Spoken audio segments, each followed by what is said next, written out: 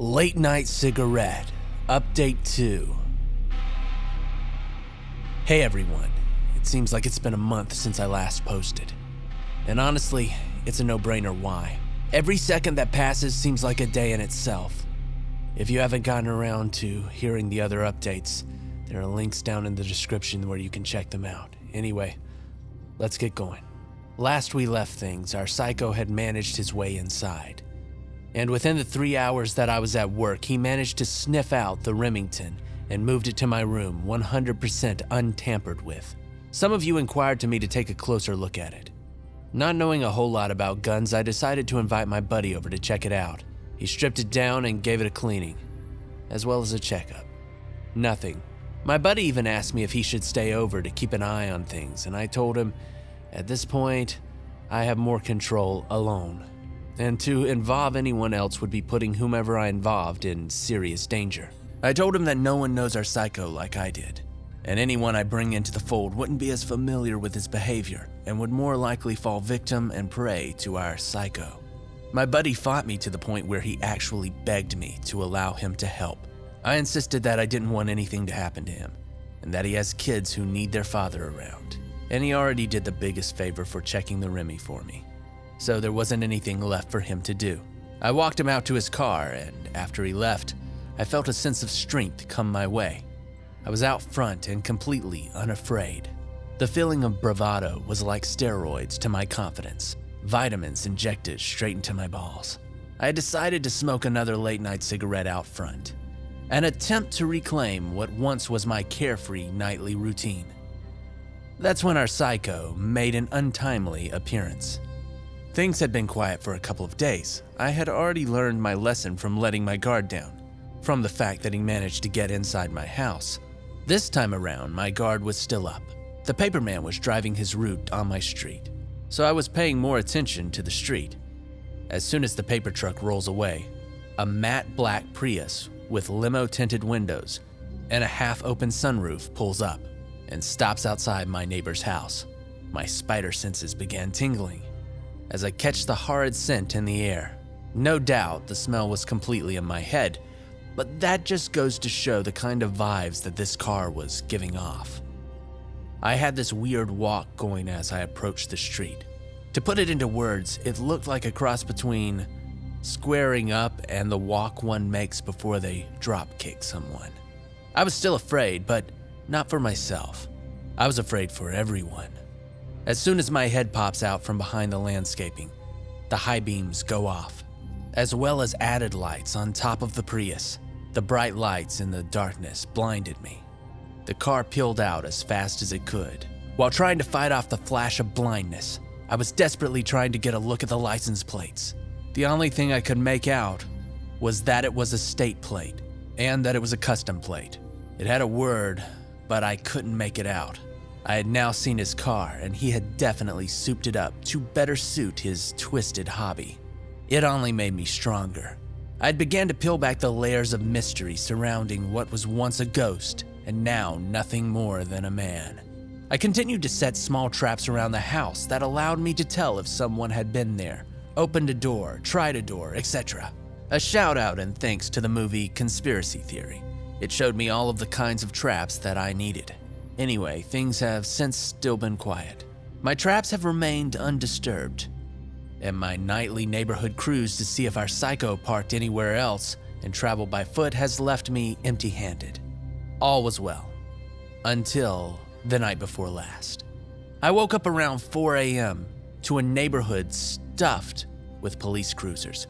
At 9 a.m., the first statement was released and suggested a murder-suicide. I immediately felt back on edge when I realized they had a bird flying around the block for 3 hours from 4 a.m. to 7 a.m. I kept thinking no one has a helicopter fly around for a murder-suicide.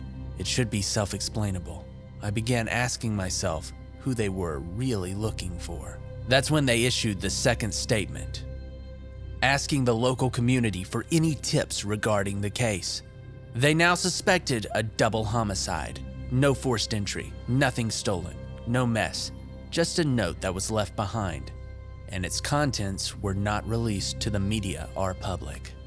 The media jumped the gun and made the mistake of assuming it was actually a murder-suicide from the start. The detectives who were called to the scene admitted, while initial evidence might suggest it could have been a murder-suicide, further inspection revealed the high probability of a double homicide.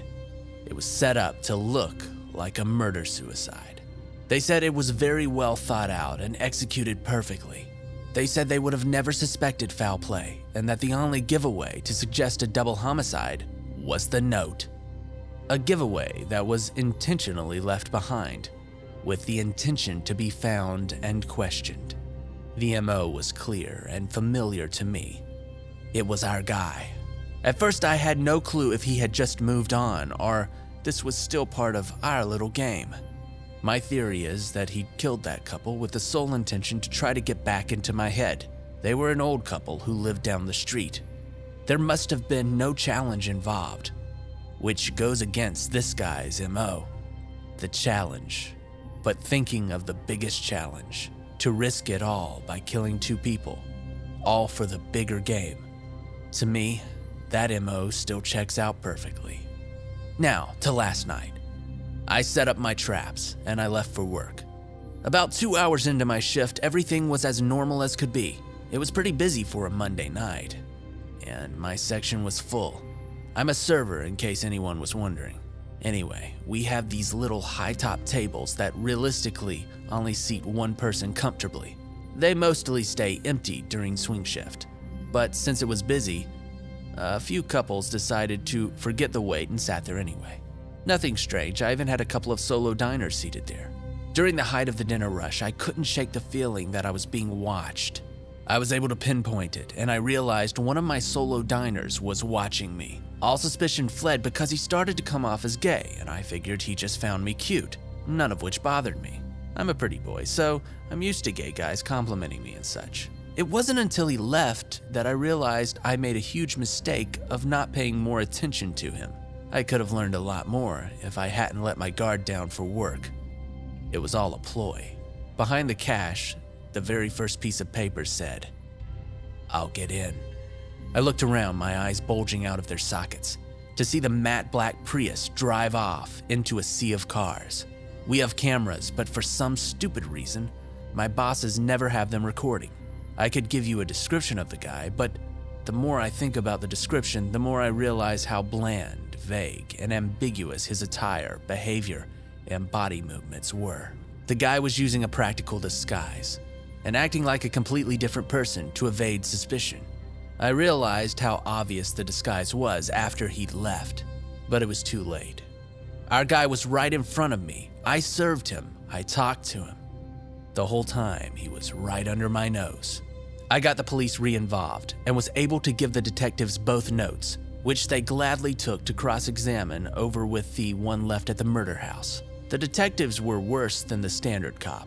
They didn't tell me what was written on their note, but due to the nature of the entire freak show, it became evident to me that anytime I involved the police, all the evidence pointed to me more than anyone else that they had a lead on. I became their lead again. Not hard, they were chasing a ghost, and I'm the only person who has seen this ghost. They think I'm insane, and maybe they aren't wrong. Everything I told them seemed whack and out of a B-rated horror flick. This time around, they took me in for questioning. After waiting hours for my lawyer and hours of interrogation, they just let me go. I'm writing this on the bus traveling back to my house as we speak. They had nothing concrete against me. The only thing they did have was the fact that I had a weak alibi. I feared they used dirty tactics to obtain my DNA and prints, as a means to check and see if any matches came up in that house. If they got a hit, they'll be back for me. I fear that our man is capable of planting my DNA at any scene, and with my family gone, I'll have no alibi to defend myself with. I fear the next time that I reach out to authorities, he'll make sure that I get what cheaters deserve. I wasn't playing by his rules, and there would be consequences if I didn't. I'm thrown back into limbo. It seriously looks like I better think twice about every move I make, just in case it was another setup. At least now, there's an undercover cop posted in the neighborhood, watching me. I may be a suspect now, but at least I'm safer as a suspect than I was as a victim. The game has picked up to its normal speed again. I expect something to happen. Equally, I expect absolutely nothing to happen. If nothing happens, well, nothing happened on purpose.